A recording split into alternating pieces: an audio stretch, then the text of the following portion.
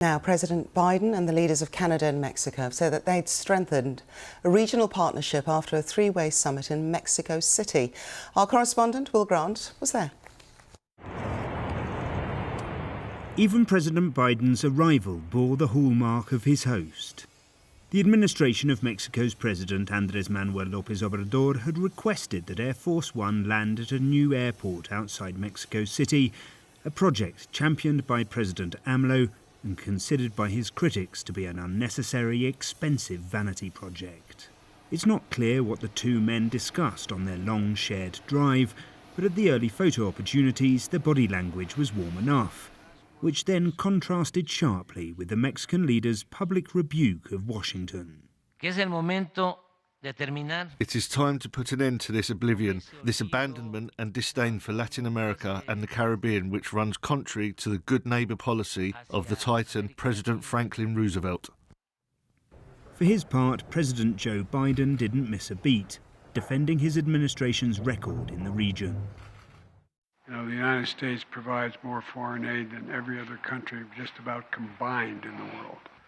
Unfortunately, our responsibility just doesn't end in the Western Hemisphere.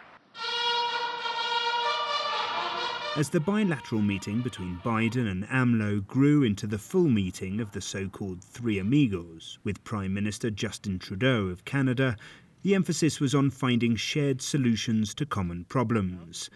Some analysts, though, say it remains a huge challenge in a series of areas, from energy policy and security to, crucially, immigration.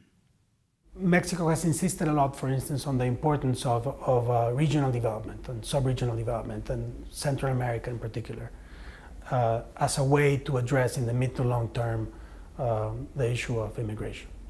And it's true. The US is concerned about how do you get to that mid-term solution. You need a solution now. And that's true as well. And that is not solved in one meeting. At the end of the two-day summit, the three leaders tried to present a united front. Yet as they discussed the issues which they'd touched upon, the spaces between them seemed as big, arguably bigger, than the areas of common agreement. For all the talk of progress in areas of mutual interest, such as climate change, green energy, immigration and the opioid crisis, this summit will be viewed by some as a missed opportunity. It was a chance, after years of pandemic and economic downturn, for the so-called Three Amigos to show that they do in fact share a political and economic vision for the region. If they do, many of those watching on here in Mexico City remain unsure as to exactly what it is. Will Grant, BBC News, Mexico.